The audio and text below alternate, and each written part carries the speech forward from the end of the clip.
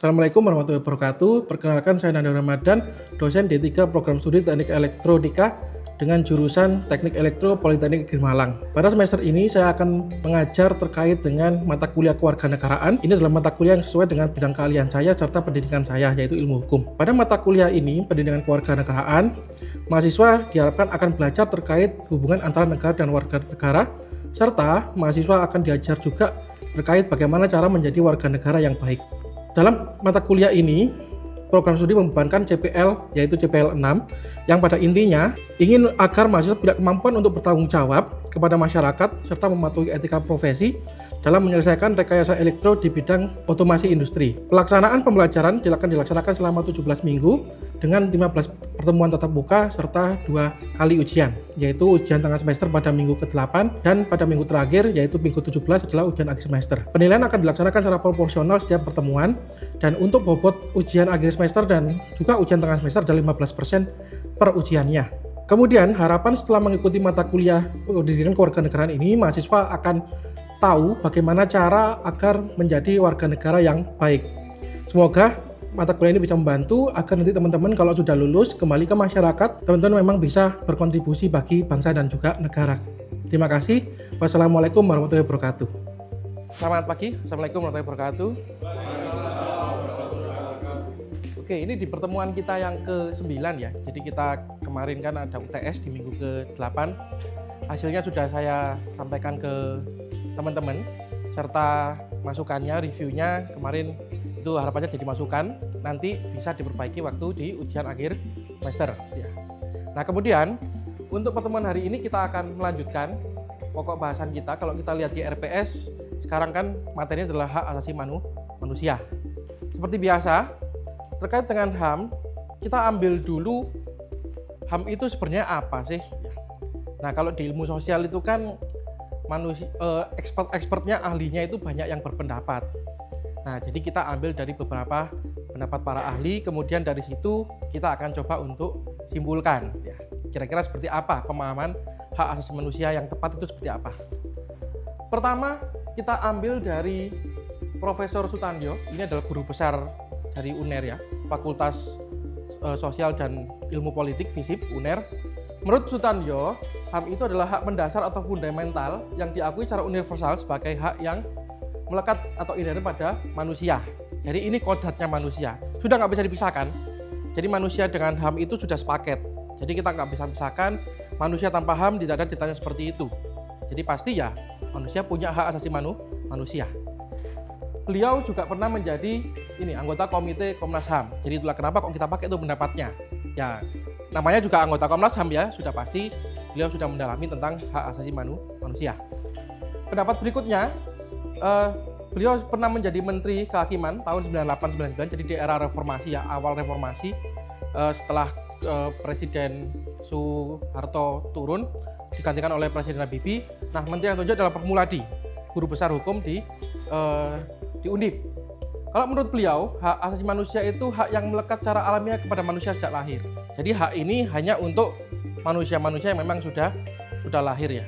Intinya juga sama, ada kelekatan antara HAM itu dengan manusianya. Dan kalau manusia ini tidak punya HAM, maka itu tidak bisa berkembang dengan baik.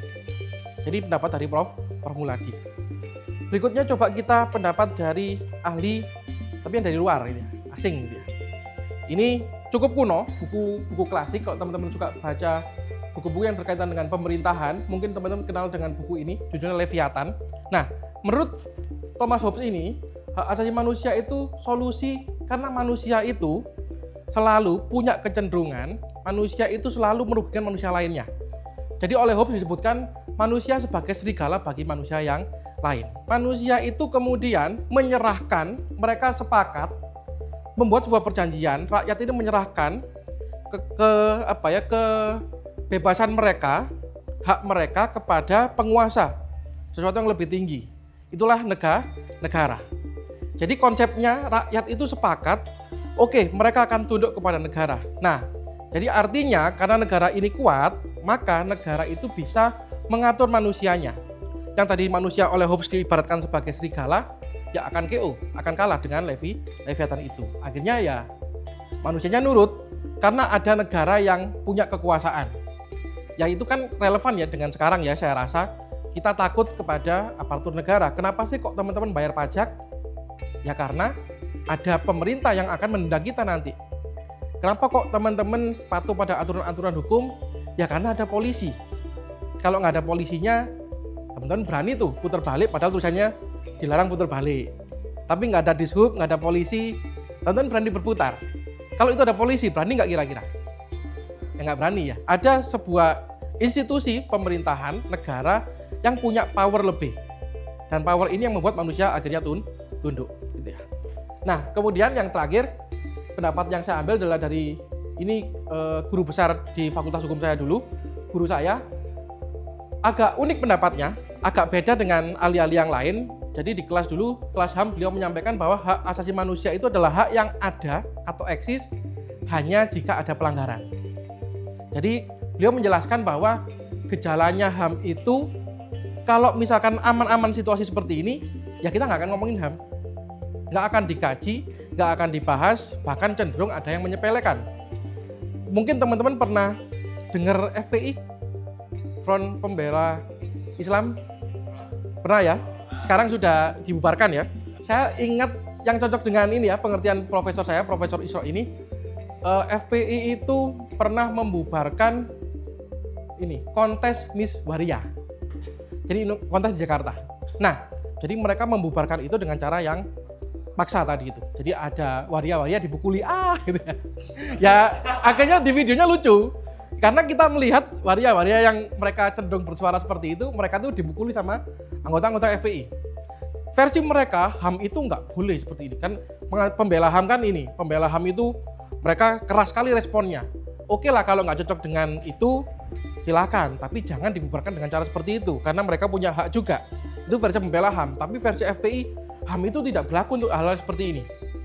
Uniknya adalah, waktu imam besar mereka bermasalah dengan hukum, kalau teman-teman ingat yang bersangkutan itu, waduh ini ya Habib Rizik, itu kan pernah ke Arab ya, nggak pulang-pulang karena masalah-masalah hukum.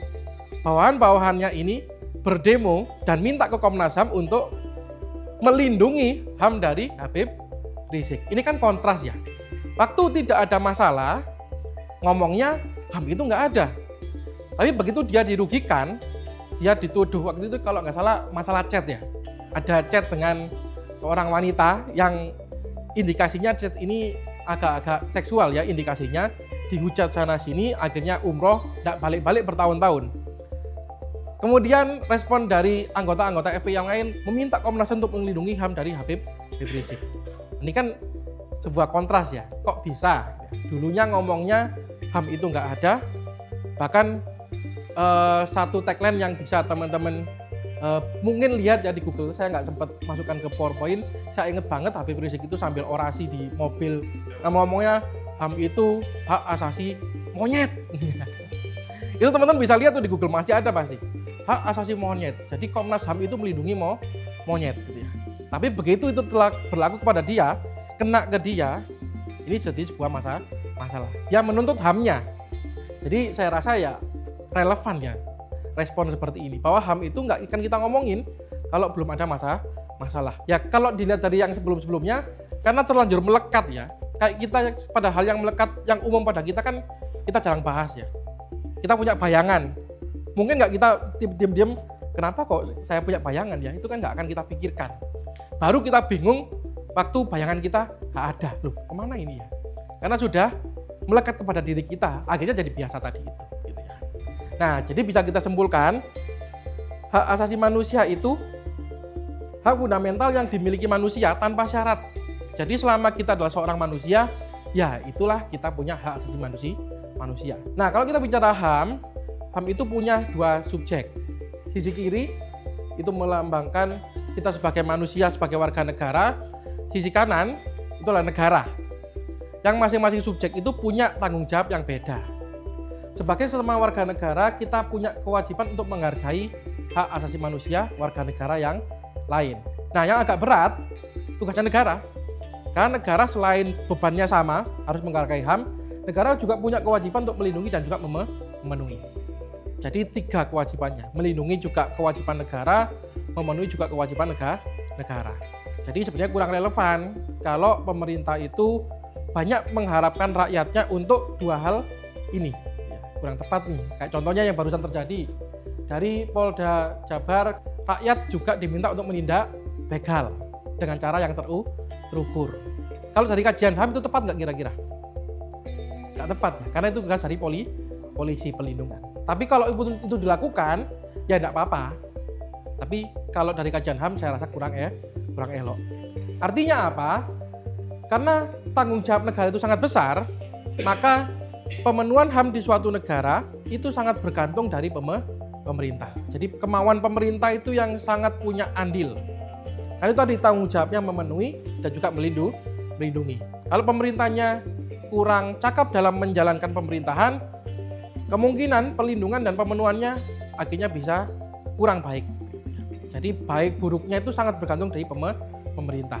Ya masyarakat juga sama, punya andil ya, tapi kan kewajiban kita cuma menghargai. Jadi yang lebih berandil adalah pemerintahnya. Ini ada contoh yang bagus, pemerintah kita terkait dengan pemenuhan HAM mulai terbuka. Karena ini belum pernah dilakukan.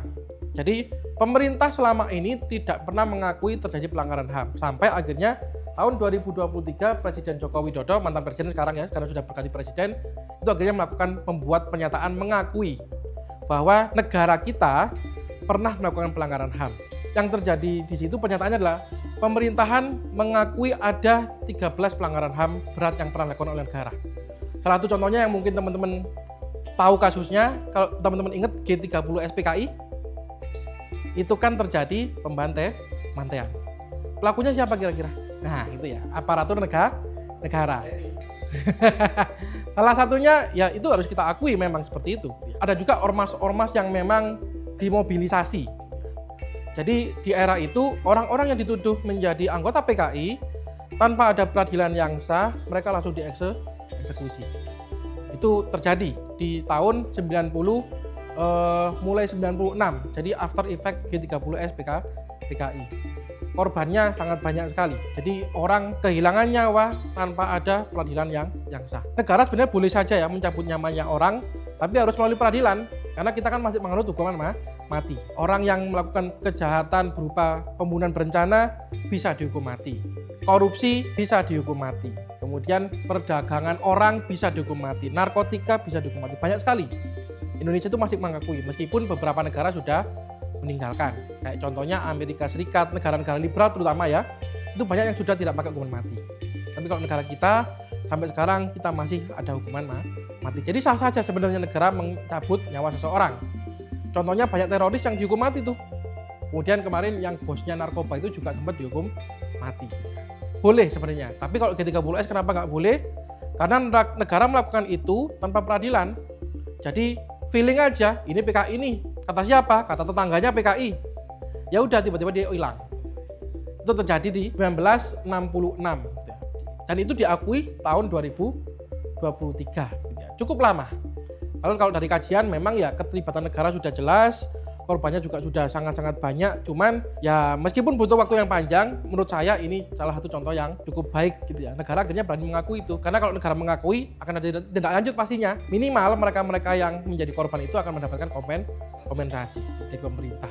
Lanjut, kita sempat singgung nih pelanggaran HAM. Pada intinya adalah pelanggaran HAM itu dekat dengan pelanggaran hukum sebenarnya. Kalau teman-teman kembali lagi ke tadi, negara kan punya kewajiban untuk melindungi. Nah, apabila sebuah pelanggaran itu ternyata kok dikhawatirkan, poin yang paling bawah ya, kok dikhawatirkan tidak dapat atau dikhawatirkan tidak akan mendapatkan penyelesaian hukum yang baik dan adil, itu baru pelanggaran HAM. Tapi kalau ternyata sudah diselesaikan dengan baik, itu bukan pelanggaran HAM tapi pelanggaran hukum. Contoh, ingat ya kasusnya Sambo. Sambo ngapain tuh Sambo? Membunuh ya? Membunuh bawahannya. Di awal sebelum itu diungkap, menurut teman-teman apakah itu prosesnya proses yang mudah? CCTV dirusak, enggak ya kan ya? CCTV-nya dirusak, kemudian Sambo tidak mengakui perbuatan itu. Padahal jelas-jelas arah dari bukti-buktinya menunjukkan bahwa ini ada nih pembunuhan ini. Memang dia membunuh tuh, bukan pakai cara-cara yang misalkan dia menembak dirinya sendiri. Itu ada arah seperti itu ya, ada yang emosi sesaat, bukan seperti itu. Tapi memang benar-benar ada nih pembunuhannya terjadi. Nah, itu kalau memang ternyata kita khawatir bahwa ini kayaknya nggak selesai dengan baik deh, nggak adil deh. Itulah pelanggaran HAM. Tapi kalau sekarang Sambo sudah jelas-jelas dinyatakan bersalah, Sambo sudah sah, sekarang sudah dipenjara dengan hukuman pidana penjara seumur hidup, artinya berarti yang bersangkutan sampai meninggal dunia akan dipenjara. Nah, apakah itu pelanggaran HAM? Berarti pada awalnya kita anggap pelanggaran HAM, setelah diputus, apakah tetap pelanggaran HAM? Kalau kita lihat, mencabut hak orang, oke. Aparatur negara mencabut hak hidup seseorang, tidak mendapatkan atau dikhawatirkan tidak dapat penyelesaian hukum yang adil dan benar. Dihukum seumur hidup itu adil nggak kira-kira? Adil ya? Tidak bisa ngapa-ngapain ya di penjara. Jadi sebenarnya kalau konsepnya penjara ya, negara itu mengambil kebebasan kita. Kalau sekarang kan teman-teman di kelas, setelah ini mau makan, ya terserah teman-teman. Teman-teman mau langsung pulang setelah kelas saya, ya juga terserah teman-teman, itu hakmu. Tapi kalau sudah masuk ke dalam penjara, itu nggak bisa. Mau makan harus ada jadwalnya, mau baca buku ada jadwalnya, mau seneng-seneng misalkan mau main musik juga boleh sebenarnya, tapi ada jadwalnya. Mau bertemu keluarga harus dijadwal semuanya. Jadi penjara itu merebut kebebasan kita sebagai warga negara. Nah, artinya kalau itu sudah clear penyelesaian hukumnya, berarti itu bukan pelanggaran hak asasi manusia. Di video berikutnya ini contoh. Masih abu-abu nih, apakah pelanggaran HAM atau tidak? Hasan Sadikin Bandung telah membentuk tim kesehatan khusus untuk menangani pemulihan korban penyekapan dan penganiayaan Ivita Trimeseji. Ya, biaya pengobatan yang sebelumnya terkendala kini ditanggung pemerintah Provinsi Jawa Barat. Ingat ya kasus ini ya, baru-baru ini yang di Bandung, ingat ya? Yang matanya dicongkel, ya, dipukuli. Nah, kita lanjutkan aja ya, mempersingkat waktu. Ingat ya, case-nya ya. Ada seorang wanita yang disekap oleh pacarnya dan dia mendapatkan banyak sekali penyiksaan selama tinggal berdua di situ. Keluarganya sudah nyari, tapi begitu keluarganya nyari, selalu tuh handphonenya diambil oleh pelaku tersebut, kemudian dibalas sendiri. Jadi intinya menunjukkan bahwa dia nggak apa-apa, nggak usah dicari. Padahal dia dilakukan dengan tidak baik, banyak mendapatkan siksaan. Sampai itu kalau tadi digambar, matanya sampai tidak bisa melihat, sampai buta permanen tuh dia. Itu pelanggaran HAM atau tidak kira-kira? Pelanggaran hak asasi manusia. Karena kita menyiksa orang, tapi apakah ini adil atau tidak masih belum tahu kita. Nah, nanti kalau sudah ada putusan dan memang putusannya benar-benar adil, itu berarti bukan pelanggaran HAM tapi merupakan pelanggaran hukum. Jadi teman-teman harus bisa bedakan mana yang pelanggaran HAM, mana yang pelanggaran hukum. Nah, selain pelanggaran HAM yang model pertama, sebenarnya ada model yang kedua, yaitu pelanggaran HAM berat. Kalau HAM berat itu ada dua macam bentuk, genosida dan kejahatan terhadap kemanusiaan. Pernah dengar genosida? Apa itu genosida? Pembantaian. Apa yang dibantai?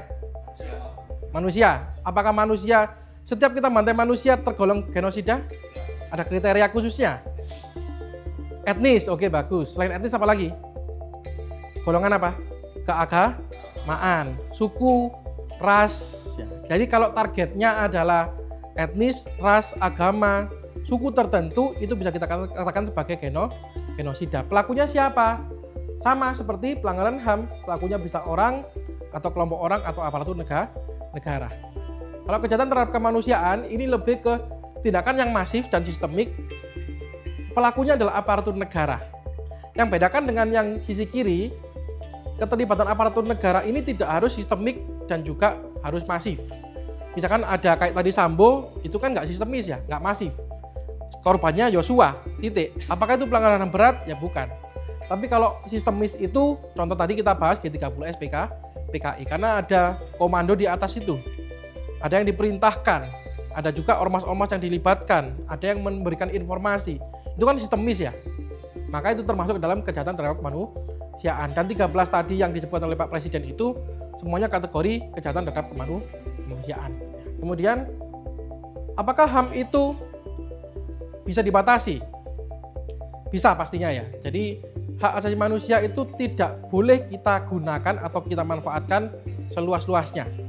Jadi negara, kalau tadi kembali ke Thomas Hobbes ya, sebagai Leviathan, sebagai yang lebih berkuasa itu punya hak untuk memberikan batasan-batasan tertentu.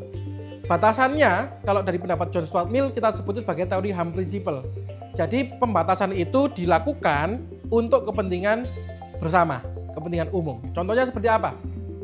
Kita punya hak untuk punya aset, punya kekayaan, itu hak asasi manusia. Jadi teman-teman boleh punya handphone, punya duit, boleh kerja cari duit, itu hakmu. Tapi bagaimana cara Anda mendapatkan duit? Negara boleh batasi. Boleh nggak misalkan teman-teman pingin dapat duit dengan cara jualan narkoba? Dapat duit nggak itu? Dapat. Boleh nggak? Boleh. Itulah pembatasan yang dilakukan oleh negara. Contohnya tadi itu, teman-teman mendapatkan uang dengan cara yang tidak halal, itu nggak boleh sama negara. Teman-teman ingin mempengaruhi orang agar ikut pendapat kita, tapi dengan cara mukuli orang itu. Misalkan di diskusi kelas, satu orang ini angel, tidak bisa diajak kompromi, wis pukuli dulu aja lah. Tujuannya adalah agar dia mau berkompromi dengan yang lain. Boleh nggak seperti itu sebenarnya? Nggak boleh. Yang tidak membolehkan siapa? Ya negara. Ada pasal yang melarang penganiayaan. Jadi itu poin dari HAM principle. Boleh saja dibatasi, tapi dengan alasan untuk kepentingan umum. Kecuali ada beberapa hak yang kita sebut sebagai non-derogable rights. Hak yang nggak bisa dibatasi dalam keadaan apapun. Di negara kita ada 6 hak yang tidak boleh dibatasi dalam keadaan apapun ya. Jadi ini apapun kondisinya, negara kita tetap harus dilindungi tanpa pembatasan. Mungkin sudah jelas yang saya bantu untuk pemahaman. Mungkin ini ya nomor 5. Mungkin karena bukan kajian hukum, pengaji hukum kurang paham apa itu berlaku surut. Berlaku surut itu kita artinya ada berlaku mundur. Seperti di pantai laut, kalau surut itu kan airnya ketarik ke belakang ya. Nah, hukum itu nggak boleh seperti itu. Jadi misalkan pada hari ini kita dilarang untuk bersin. Anjing, itu penjara misalkan ya. Pemerintah melarang kita bersin hari ini. Kalau teman-teman bersinnya kemarin, boleh nggak dihukum? Tidak boleh, karena itu HAM. Tapi kalau bersinmu besok, kamu bisa ditangkap oleh polisi karena bersin. Jadi itu konsep tidak berlaku surut ya. Jadi selama tidak ada aturan yang melarang, teman-teman boleh lakukan itu. Itu konsep yang dilindungi oleh hak asasi manusia. Kenapa harus seperti itu? Menghindari kriminalisasi. Jadi kalau ada orang nggak suka dengan kita, terutama yang aparatur negara punya kekuasaan, nggak suka dengan Nandaru, waduh Nandaru ini sering bersin, saya nggak suka, wis lah, masukkan penjara aja. Sekarang saya larang bersin, kemarin dia bersin, saya jadikan dasar itu untuk masuk ke dalam penjara. Itu yang dihindari ya. Jadi harapannya semua aturan itu dibuat untuk ya fairness, harus adil untuk semuanya. Kalau yang lain saya rasa sudah bisa dipahami dengan jelas ya. Oke, lanjut. Bagaimana caranya melindungi HAM? Cara melindungi HAM negara itu dengan 2 cara. Pertama dengan instrumen-instrumen aturan-aturan hukum, dan kedua jelas dengan penegakan hukum. Nah, kalau peraturan perundang-undangan yang terkait, kira-kira ada 3 ini. Dari konstitusi, Undang-Undang Dasar itu diatur di pasal 28. 28A sampai 28C itu semuanya mengatur tentang hak asasi manusia. Kemudian undang-undang terkait ada 2 paling tidak, Undang-Undang HAM dan juga Peradilan Hak Asasi Manusia. Peradilan HAM ini khusus untuk pelanggaran HAM berat. Jadi kalau mau memutus siapa yang bertanggung jawab di atas pelanggaran HAM berat, itu di pengadilan HAM. Tapi sampai sekarang di negara kita untungnya tidak pernah ada nih kasus seperti itu. Lanjut. Kalau kita lihat secara konstitusi, kita punya 40 hak konstitusional. Jadi ada 40 macam hak yang diberikan kepada kita warga negara Indonesia. Kalau dikelompok-kelompokkan, bisa kita kelompokkan jadi 14. Mulai dari status kewarganegaraan. Teman-teman berhak jadi WNI, berhak melepas kewarganegaraan Indonesia, serta berhak lagi kembali jadi warga negara Indonesia. Itu termasuk hak atas status kewarganegaraan. Meskipun ini sedang dikritisi. Kemarin Kementerian Hukum mengeluarkan pungutan untuk orang-orang yang pelayanan dari Kementerian Hukum mau jadi WNI, itu bayarnya untuk retribusinya pungutannya adalah 75 juta. Itu kan angka yang cukup mahal ya untuk jadi warga negara Indonesia. Nah, tapi saya rasa di semua negara juga ada tarifnya ya, cuman tarif ini kemarin dikritisi karena penaikannya cukup tajam dibandingkan dengan yang dulu-dulu. Dulu-dulu itu masih ratus atau juta gitu, saya agak lupa pastinya ya. Jadi banyak pelayanan yang secara harga meningkat tajam.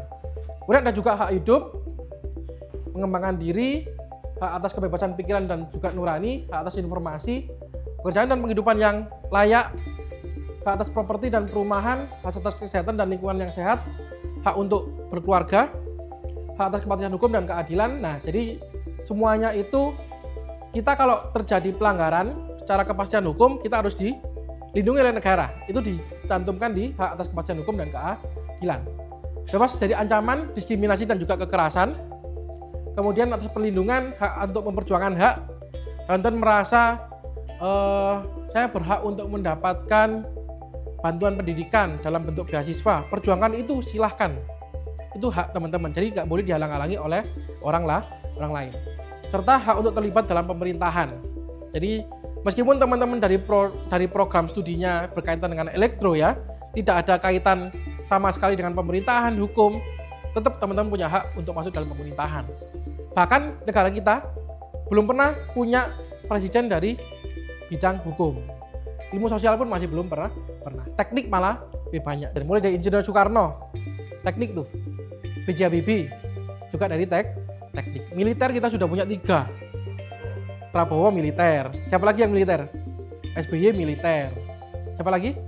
Soeharto. Semuanya dari background militer. Ini menunjukkan bahwa untuk terlibat dalam pemerintahan itu hak semua warga negara. Kalau teman-teman lihat di baliho-baliho waktu pemilu, pilkada, lihat gelarnya, kan tidak semuanya sarjana hukum. Jadi banyak sekali yang di luar dari sarjana hukum. Ada yang tanyakan tentang hak asasi manusia? Ke minggu depan saya ingin teman-teman berpendapat ya. Salah satu masalah klasik kalau kita bicara tentang HAM agak kontradiktif. Kita nomor 1 hak hidup, tapi kok ada hukuman mati. Dan itu berlaku di Indonesia. Terlebih lagi bukannya di Indonesia, ternyata banyak sekali negara yang menerapkan hukuman mati. Kira-kira ini bertentangan nggak dengan konsep HAM? Ini yang akan jadikan materi diskusi kita di minggu depan. Hukuman mati itu menurut teman-teman apakah ini melanggar HAM atau tidak? Gitu ya. Silakan ditulis dalam bentuk esai. Seperti biasa, saya tidak mempermasalahkan teman-teman setuju atau tidak dengan hukuman mati, tapi yang lebih penting adalah argumentasi. Terserah mau setuju HAM, itu melanggar HAM, silahkan. Menurut teman-teman itu bukan pelanggaran HAM, juga silahkan. Tapi yang lebih penting adalah kenapa kok teman-teman berpendapat bahwa ini tidak melanggar, kenapa kok teman-teman berpendapat ini adalah pelanggaran.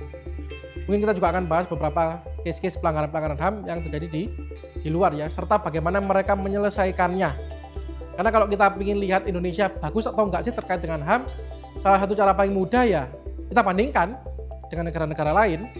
Jadi kita bisa lihat bagaimana yang terjadi di negara-negara di Eropa, sama negara Asia, apakah kita ada di taraf yang sudah baik atau masih banyak kekurangan kira-kira. Kita kalau cari kekurangan itu tujuannya bukan untuk menjelekkan ya sebenarnya teman-teman ya, tapi untuk mengkritisi agar jadi sebuah perbaikan. Jadi dan itu adalah hak kita. Seharusnya pemerintah kalau membaca apa kritik kita itu ya mereka tidak membuat respon, mengeluarkan respon-respon yang malah mencari orangnya. Ada yang tanyakan? Cukup ya, kalau begitu kita ketemu lagi minggu depan. Disiapkan tugasnya, nanti kita diskusikan di minggu depan. Wassalamualaikum warahmatullahi wabarakatuh.